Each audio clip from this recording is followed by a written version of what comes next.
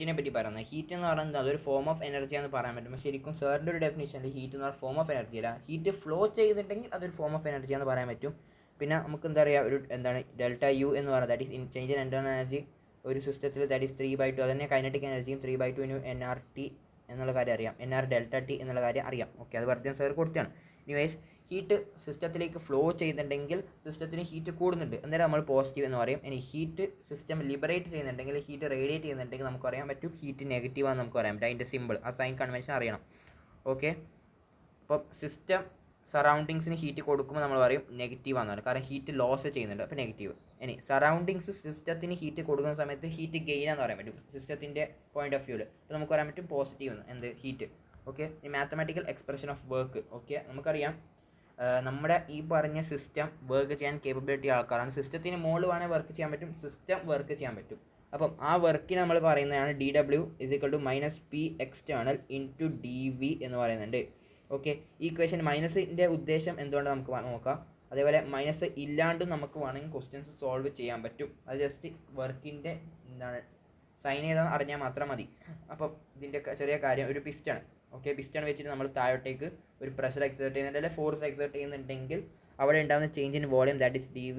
അപ്പം അവിടെ ഉണ്ടാകുന്ന ആ ചെറിയ വർക്ക് ഉണ്ടല്ലോ, ആ വർക്കിന് നമുക്ക് പറയാൻ പറ്റും DW എന്ന് പറയാൻ പറ്റും. That is equal to integral of -P × dV എന്ന് പറയാൻ പറ്റും. അഥവാ പ്രഷർ കോൺസ്റ്റൻ്റ് ആണെങ്കിൽ പുറത്തോട്ടേക്ക് കൊണ്ടുവരാൻ പറ്റും ഇൻ്റഗ്രലിന്. പ്രഷർ കോൺസ്റ്റൻ്റ് ഇല്ലെങ്കിൽ ഇതിനെ പിടിച്ച് ഇങ്ങനെ തന്നെ ഇൻ്റഗ്രേറ്റ് ചെയ്യേണ്ടി വരും. ഓക്കെ, ഒരു കാര്യം മനസ്സിലാക്കേണ്ടത്, അഥവാ ഇവിടെ കംപ്രഷൻ ആണെങ്കിൽ ഈ DVയുടെ വാല്യൂ എന്തായിരിക്കും, വലിയ വോളത്തും ചെറിയ വോളത്തിലേക്ക് പോകുന്നുണ്ട് എന്നാണ് DV. ദാറ്റ് മീൻസ് DVയുടെ വാല്യൂ നെഗറ്റീവ് ആയിരിക്കും. DVയുടെ വാല്യൂ നെഗറ്റീവ് ആണെങ്കിൽ ഈ നെഗറ്റീവും ക്യാൻസൽ ആയിട്ട് പോസിറ്റീവ് ആവും. അങ്ങനെ കംപ്രഷൻ്റെ കേസിൽ, ദാറ്റ് മീൻസ് നമ്മൾ പുറത്തുനിന്ന് സിസ്റ്റത്തിലേക്ക് വർക്ക് കൊടുത്തു കഴിഞ്ഞാൽ സിസ്റ്റത്തിന് എന്താ എനർജി കൂടുന്നു, സിസ്റ്റത്തിന് വർക്ക് കൂടുന്നുണ്ട് എന്ന രീതിയിലല്ല. അപ്പോൾ നമ്മൾ പറയും പോസിറ്റീവ് വർക്കാണെന്ന്. ഇനി സിസ്റ്റം സ്വന്തമായിട്ട് തന്നെ വർക്ക് ചെയ്തെന്ന് വിചാരിച്ചോ, സിസ്റ്റം സ്വന്തമായിട്ട് തന്നെ വർക്ക് ചെയ്തെന്ന് പറഞ്ഞു കഴിഞ്ഞാൽ എന്താണ്, ഇവിടെ എക്സ്പാൻഡ്, ദാറ്റ് മീൻസ് ഈ പിസ്റ്റൺ മുകളിലോട്ടേക്ക് പോകും. അങ്ങനെ ആ സമയത്ത് സിസ്റ്റത്തിൻ്റെ എനർജി കുറച്ച് കുറയുന്നുണ്ട് എന്ന് പറയാൻ പറ്റും. അങ്ങനെ നമുക്ക് പറയാൻ പറ്റും അവിടെയുള്ള വർക്ക് നെഗറ്റീവാണെന്നും പറയാൻ പറ്റും. ഓൾറൈറ്റ്, അപ്പം രണ്ട് കേസ് ഉണ്ട്. ഒന്ന് പ്രഷർ കോൺസ്റ്റൻ്റ് ആണെങ്കിൽ നമുക്ക് ഇൻ്റഗ്രൽ സൈനിൽ പുറത്തോണ്ട്, പ്രഷർ കോൺസ്റ്റൻ്റ് അല്ലെങ്കിൽ ഇൻ്റഗ്രൽ സൈൻ്റെ ഉള്ളിൽ ചെയ്തിട്ട് ഇൻ്റഗ്രേറ്റ് ചെയ്യേണ്ടി വരും. എന്ന് വെച്ചാൽ പ്രഷർ നമുക്ക് ഒരു ഫംഗ്ഷൻ ഓഫ് വോളിയം ആയിരിക്കും കിട്ടാൻ അധികം ക്വസ്റ്റ്യനിൽ. ഓൾറൈറ്റ്, അതിൻ്റെ സൈനും കാര്യങ്ങളെല്ലാം സാർ ഇത് ഇവിടെ പറഞ്ഞിട്ടുണ്ട്. ഇനി ഒരു ക്വസ്റ്റ്യൻ നോക്കുക, calculate work done by the system. ഇപ്പോൾ നെഗറ്റീവാണ്, അപ്പോൾ തന്നെ ഇവിടെ എഴുതിക്കോളി.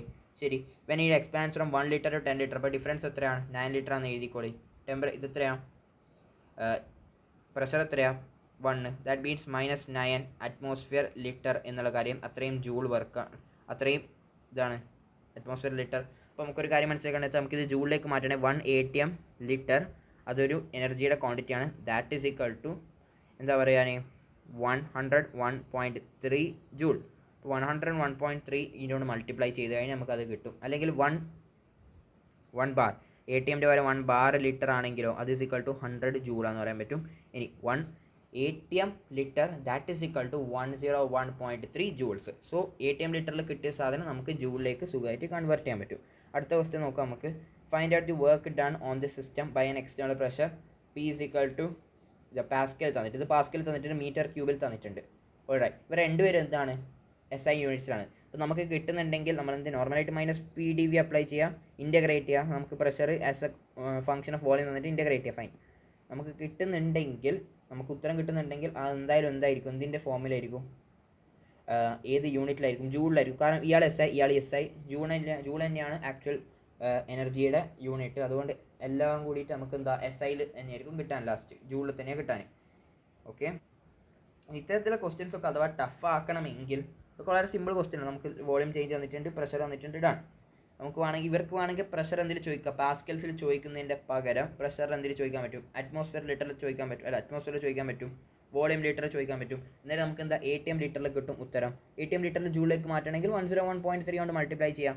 ഇവർക്ക് വേണമെങ്കിൽ പ്രഷർ ATMൽ തരാം, വോളിയം മീറ്റർ ക്യൂബിൽ. അപ്പോൾ ഒരു കാര്യം മനസ്സിലാക്കുക വെച്ചാൽ 1 മീറ്റർ ക്യൂബ് 1000 ലിറ്റർ ആണ് എന്നുള്ള കാര്യം മനസ്സിലാക്കുക. അപ്പോൾ നമുക്ക് കിട്ടാൻ എന്താണ് ATM, ഇപ്പോൾ ഇത് രണ്ട് മൾട്ടിപ്ലൈ ചെയ്തിട്ട് എന്താ ATM മീറ്റർ ക്യൂബിലായിരിക്കും കിട്ടാൻ. ഈ മീറ്റർ ക്യൂബിൻ്റെ പകരം എന്താ ATM 1000 അവിടെ വെക്കാം, ലിറ്റർ. സോ ATM ലിറ്ററിൽ ഉത്തരം കിട്ടും. ആ 1000 × 101.3 ചെയ്താൽ മതി, ഡൺ. അപ്പോൾ നമുക്ക് അവിടെ കളിക്കുന്നതെന്ന് വെച്ചാൽ യൂണിറ്റ് പ്രശ്നങ്ങളായിരിക്കും അല്ലേ. മേ ബി പാസ്കൽ തന്ന മീറ്റർ ക്യൂബിലാണെങ്കിൽ ഓക്കെ എസ് ഐ യൂണിറ്റ് നമുക്ക് ജൂളിൽ കിട്ടും. പക്ഷേ ചിലപ്പോൾ പാസ്കൽ തരണമെന്നില്ല ATM തരും, എന്നിട്ട് ലിറ്റർ തരും. ATM ലിറ്ററിലാണെങ്കിൽ 101.3 കൊണ്ട് മൾട്ടിപ്ലൈ ജൂണിലേക്ക് മാറ്റാം. അല്ലെങ്കിൽ ATM തരും, അല്ലെങ്കിൽ മീറ്റർ ക്യൂബിൽ എന്തെങ്കിലും തരും. അന്നേരം മീറ്റർ ക്യൂബിലാണെങ്കിൽ മീറ്റർ ക്യൂബ് ലിറ്ററിലേക്ക് മാറ്റാം, എന്നിട്ട് ATM ലിറ്ററിലേക്ക് മാറ്റാം. ATM ലിറ്ററിൽ നിന്ന് കിട്ടിക്കഴിഞ്ഞാൽ പിന്നെ പാസ്കലിലേക്ക് മാറ്റാൻ 101.3 കൊണ്ട് മൾട്ടിപ്ലൈ ചെയ്യാം. പാസ്കലിലേക്കല്ല ജൂളിലേക്ക്. റൈറ്റ്. അതും കഴിഞ്ഞ് സൈൻ കൺവെൻഷൻ്റെ കാര്യം നമ്മളിപ്പോൾ പറഞ്ഞേ ഉള്ളൂ. വർക്ക് ഒരു സിസ്റ്റം ചെയ്തിട്ടുണ്ടെങ്കിൽ അത് നെഗറ്റീവ് വർക്കും, വർക്ക് സിസ്റ്റത്തിൻ്റെ മുകളിൽ ചെയ്യുകയാണെങ്കിൽ ദാറ്റ് ഇസ് പോസിറ്റീവ് വർക്കും എന്ന് പറയാൻ പറ്റും. ഓക്കെ. ഹീറ്റും വർക്കും എന്താണ് ബൗണ്ടറി ഫിനോമിന എന്ന് പറയുന്നുണ്ട്. അതെന്തുകൊണ്ട് അങ്ങനെ ബൗണ്ടറി ഫിനോമിന എന്ന് ഉദ്ദേശിക്കുന്നത് വെച്ച് കഴിഞ്ഞാൽ ജസ്റ്റ് എന്താണ് നമ്മളിപ്പം ഒരു ഫോഴ്സ് കൊടുത്ത് വിചാരിച്ചോ. ഈ ഫോഴ്സ് കൊടുത്തു കഴിഞ്ഞാൽ ഇവിടെ ഉണ്ടാകുന്ന മോളിക്യൂൾസിൻ്റെ മുകളിലുള്ള എല്ലാ വൈബ്രേഷനും കാര്യങ്ങളൊക്കെ അടുത്ത മോളിക്യൂൾസ് ഇങ്ങനെ പ്രൊപ്പഗേറ്റ് ആയി ആ വർക്കുകൾ എല്ലാ മോളിക്യൂൾസ് അങ്ങോട്ടും പ്രൊപ്പഗേറ്റ് ആയി അങ്ങനെ എല്ലാ മോളിക്യൂൾസ് ഒരുമിച്ച് കംപ്രസ് ആവുന്നതാണ്. അതിനെ ഉദ്ദേശിച്ചത് ബൗണ്ടറി ഫിനോമിന ആണ്. ഓക്കെ. ഇനിയാണ് ഏറ്റവും ഇമ്പോർട്ടൻറ്റ് നമ്മുടെ ഫ്ലോട്ട് എന്ന് പറയുന്ന സാധനം. That is first law of thermodynamics. First law of thermodynamics എന്ന് പറഞ്ഞാൽ ബേസിക്കലി അതൊരു എനർജി കൺസർവേഷൻ്റെ ഒരു റൂളാണ്. ഓക്കെ. അപ്പോൾ സംഭവിച്ചു കഴിഞ്ഞാൽ ഈ കംപ്ലീറ്റ് തെർമോഡൈനാമിക്സിൻ്റെ ഒരു ഉദ്ദേശം എന്ന് വെച്ചാൽ അത് ഐസൊലേറ്റഡ് സിസ്റ്റത്തിൻ്റെ ഒരു കാര്യമാണ്. അപ്പം നമ്മുടെ യൂണിവേഴ്സ് എന്ന് പറഞ്ഞു കഴിഞ്ഞാൽ എന്തുകൊണ്ടാണ് എനർജി കൺസേർവ് ആകുന്നത്? നമ്മുടെ യൂണിവേഴ്സ് ഒരു ഐസൊലേറ്റഡ് സിസ്റ്റം ആയതുകൊണ്ടാണ്. യൂണിവേഴ്സ് ഐസൊലേറ്റഡ് സിസ്റ്റം ആയതുകൊണ്ടാണ് energy conserve. Universe isolated system അല്ലെങ്കിൽ യൂണിവേഴ്സിന് പുറത്തോട്ടേക്ക് എനർജി പോകുമായിരുന്നു. അന്നേരം എനർജി കൺസേർവ് ആണെന്ന് നമുക്ക് പറയാൻ പറ്റില്ല. അപ്പോൾ എനർജി കൺസർവേഷൻ നമ്മൾ യൂണിവേഴ്സിലാണ് വർക്ക് ചെയ്യുന്നത്. അതാണ് മെയിൻ തെർമോഡൈനാമിക്സിൻ്റെ ഫസ്റ്റ് ലോ ഓഫ് തെർമോഡൈനാമിക്സിൻ്റെ ഉദ്ദേശം. പക്ഷേ ഫസ്റ്റ് ലോ ഓഫ് തെർമോഡൈനാമിക്സിൻ്റെ മെയിൻ വേർഡ് എന്ന് പറഞ്ഞു കഴിഞ്ഞാൽ ഒരു സിസ്റ്റം, ആ സിസ്റ്റത്തിൻ്റെ ഇൻറ്റേർണൽ എനർജി ചേഞ്ച് ചെയ്യണമെങ്കിൽ, ഓക്കെ എന്നോട് പറഞ്ഞോ, ഒരു സിസ്റ്റം ആ സിസ്റ്റത്തിൻ്റെ ഇൻറ്റേർണൽ എനർജി ചേഞ്ച് ചെയ്യണമെങ്കിൽ കുറച്ച് ഹീറ്റ് വേണമെങ്കിൽ അപ്ലൈ ചെയ്യാം, അല്ലെങ്കിൽ വർക്ക് വേണമെങ്കിൽ അപ്ലൈ ചെയ്യാം. എന്ന് വെച്ച് കഴിഞ്ഞാൽ ഒരു സിസ്റ്റത്തിൻ്റെ മുകളിൽ, ഓക്കെ ഒന്നുകൂടി പറയാൻ പോകുന്നത്, ഒരു സിസ്റ്റത്തിൻ്റെ മുകളിൽ ഞാൻ കുറച്ച് ഹീറ്റ് അപ്ലൈ ചെയ്ത് അല്ലെങ്കിൽ കുറച്ച് വർക്ക് അപ്ലൈ ചെയ്ത് കഴിഞ്ഞാൽ അവിടെ എന്താ സംഭവിക്കാനാണ് സിസ്റ്റത്തിന്? ആ സിസ്റ്റത്തിൻ്റെ ഇൻറ്റേർണൽ എനർജി ചേഞ്ച് ആകും എന്നുള്ള കാര്യമാണ് ഫസ്റ്റ് ലോ ഓഫ് തെർമോഡൈനാമിക്സ്. നമ്മൾ ഫിസിക്സിൽ വേറെ രീതിയിലാണ് പറയുന്നതെന്ന് തോന്നുന്നു. ഫിസിക്സിൽ പറയുന്നത് വെച്ചാൽ നമ്മളൊരു സിസ്റ്റത്തിലേക്ക് കൊടുക്കുന്ന ഹീറ്റ് അതിൻ്റെ വർക്ക് ചെയ്യാൻ വേണ്ടിയും പിന്നെ ബാക്കി വരുന്ന ഹീറ്റ് ഇൻറ്റേർണൽ എനർജി കൂട്ടാൻ വേണ്ടിയാണ്. ഇവിടെ എന്താ പറയുന്നത്? കെമിസ്ട്രിയിൽ ഇൻറ്റേർണൽ എനർജി കൂട്ടണമെങ്കിൽ ഒന്നെങ്കിൽ നമുക്ക് ഹീറ്റ് കൊടുക്കാം, അല്ലെങ്കിൽ വർക്ക് അപ്ലൈ ചെയ്യുക, അല്ലെങ്കിൽ സിസ്റ്റത്തിന് കൊണ്ട് വർക്ക് ചെയ്യിപ്പിക്കുക, അല്ലെങ്കിൽ സിസ്റ്റത്തിന് മുകളിൽ വർക്ക് ചെയ്യാം, എന്തെങ്കിലും ചെയ്യാം. അത്രേ ഉള്ളൂ. That's it. Then first law. First question. Which one of the following equation does not correctly represent the first law of thermodynamics? First law of thermodynamics ഒന്ന് എഴുതി വെക്കാം. That is delta U is equal to Q plus work. Work ഇവരും path function ആയതുകൊണ്ടാണ് നമ്മൾ delta word ഉപയോഗിക്കാത്തത്. Okay.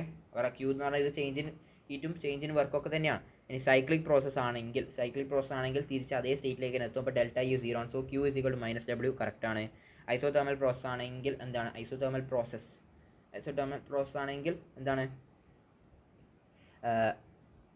നമുക്കൊരു കാര്യം മനസ്സിലാക്കി, internal energy അഥവാ കൂടിയിട്ടുണ്ടെങ്കിൽ ടെമ്പറേച്ചർ കൂടും. കാരണം ഇൻറ്റേർണൽ എനർജി ടെമ്പറേച്ചർ തമ്മിൽ നല്ല ബന്ധമുണ്ട്.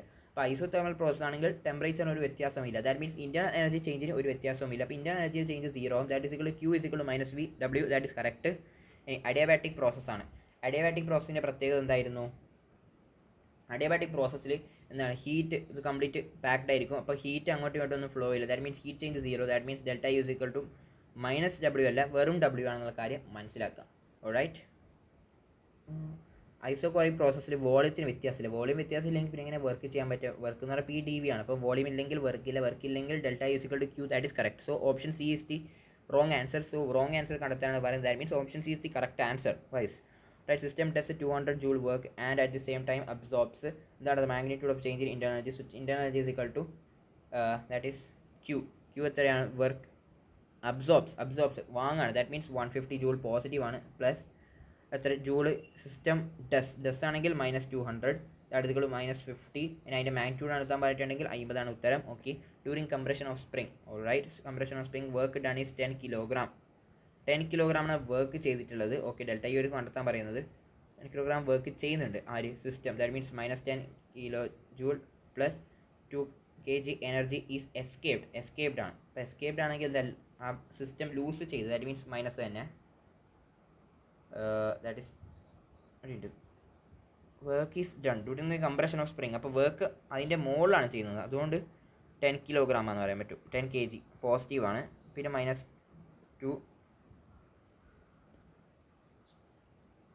-2 കിലോ ജൂള് എല്ലാം കൂട്ടിയിട്ട് 8 കിലോ ജൂള് ഉത്തരം കിട്ടുന്നുണ്ട്. ഓക്കെ. അടുത്ത among the following set of parameters that represent path function work heat path function ആണെന്നറിയാം. പിന്നെ Q പ്ലസ് W എന്ന് പറഞ്ഞാൽ ഇൻറ്റേർണൽ ചേഞ്ച് ആണ്, ഇൻറ്റേർണൽ എനർജി എന്ന് പറഞ്ഞാൽ that is state function. Right. ഇനി നമ്മുടെ ഹീറ്റ് കപ്പാസിറ്റി എന്ന് പറയുന്ന ടേമാണ് വളരെ സിമ്പിളാണ്. ഹീറ്റ് കപ്പാസിറ്റി എന്ന് പറഞ്ഞാൽ നമ്മൾ നേരത്തെ ക്ലാസ്സിൽ പറഞ്ഞിട്ടുണ്ടല്ലോ, ജസ്റ്റ് ഇൻറ്റൻസീവ് പ്രോപ്പർട്ടിയും എക്സ്റ്റൻസീവ് പ്രോപ്പർട്ടിയും പറ്റി പറഞ്ഞ സമയത്ത് ഹീറ്റ് കപ്പാസിറ്റി എന്ന് പറഞ്ഞാൽ എന്താണ്? ഹീറ്റ് കപ്പാസിറ്റി എന്ന് പറഞ്ഞു കഴിഞ്ഞാൽ ഒരു പെർട്ടിക്കുലർ മാസുള്ള സബ്സ്റ്റൻസിൻ്റെ ടെമ്പറേച്ചർ 1 ഡിഗ്രി സെൽഷ്യസോ അല്ലെങ്കിൽ 1 കെൽവിനോ സെൽഷ്യസോ കൂട്ടാൻ വേണ്ടി നമ്മൾ എക്സ്റ്റേണലി കൊടുക്കുന്ന ഹീറ്റ്, അത്രയേ ഉള്ളൂ. ഇപ്പോൾ ഹീറ്റ് കപ്പാസിറ്റി എന്ന് പറഞ്ഞാൽ നമുക്ക് എന്താ പറയാൻ, അതിനെ സി എന്ന് പറയാം. ഓക്കെ, dQ/dt എന്ന് പറയാം. ഇവിടെ ഇതിങ്ങനെ dQ/dt ഒരു ബന്ധമില്ലെന്ന് വിചാരിച്ചു നോക്ക്. നിങ്ങൾ വിചാരിച്ചു നോക്ക്, ഒരു ടെമ്പറേച്ചർ കൂട്ടാൻ എത്ര കൂട്ടണം? 1. ദാറ്റ് മീൻസ് ഡിറ്റിയുടെ വാല്യൂ 1. അപ്പം ഒരു പർട്ടിക്കുലർ സബ്സ്റ്റൻസിൻ്റെ ടെമ്പറേച്ചർ 1 ഡിഗ്രി സെൻറ്റിഗ്രേഡ്സ് കൂട്ടാൻ വേണ്ടി നമ്മൾ കൊടുക്കുന്ന ഹീറ്റ്, അപ്പോൾ dQ അത് തന്നെയാണ് ഹീറ്റ് കപ്പാസിറ്റി. കണ്ട, ആ ഡെഫിനിഷൻ വൈസ് കറക്റ്റായിട്ട് വരുന്നുണ്ട്. ഓൾറൈറ്റ്, അതാണ്. അപ്പോൾ ഒരു കാര്യം മനസ്സിലാക്കേണ്ടത്, heat capacity complete depending on mass ആണ്. ഇപ്പം നല്ല വെയിറ്റുള്ള സബ്സ്റ്റൻസ് ആണെങ്കിൽ അധികം ഹീറ്റ് കപ്പാസിറ്റി കൊടുക്കണം. അപ്പം ഓരോ സിസ്റ്റത്തിൻ്റെയും ഹീറ്റ് കപ്പാസിറ്റി ഓരോന്നായിരിക്കും, ഓരോന്നിനും ഓരോ മാസം ഉണ്ടാവും. So that means heat capacity എന്ന ടേമിന് വലിയൊരു സിഗ്നിഫിക്കൻസ് ഇവിടെ ഇല്ല. പക്ഷേ നിങ്ങൾ വിചാരിച്ചു നോക്ക്, ഒരു പെർട്ടിക്കുലർ ഗ്രാം, ഒരു പെർട്ടിക്കുലർ വലിയ മാസമുള്ള ഒരു മനുഷ്യൻ, എല്ലാ മനുഷ്യന്മാരും ഒരേപോലെ തന്നെ ഏകദേശം.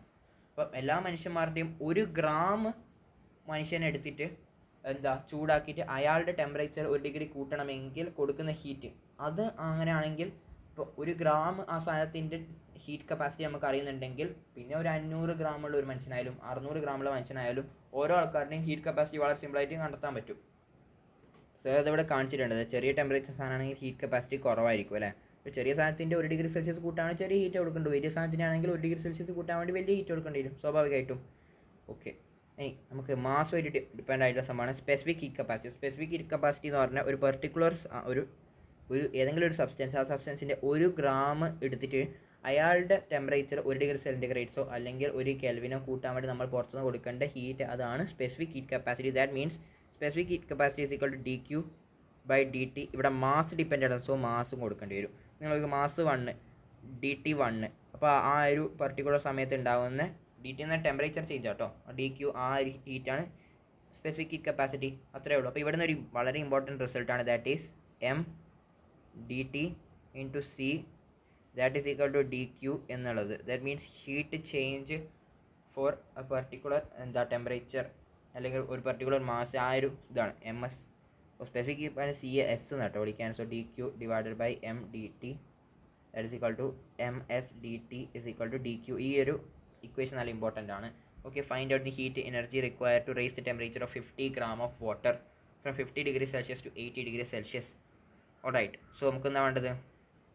നമുക്കൊരു കാര്യം കിട്ടി, ഇൻഫോർമേഷൻ ആണ്, ദാറ്റ് ഈസ് dQ അല്ലെങ്കിൽ Q is equal to ms∆T. Right.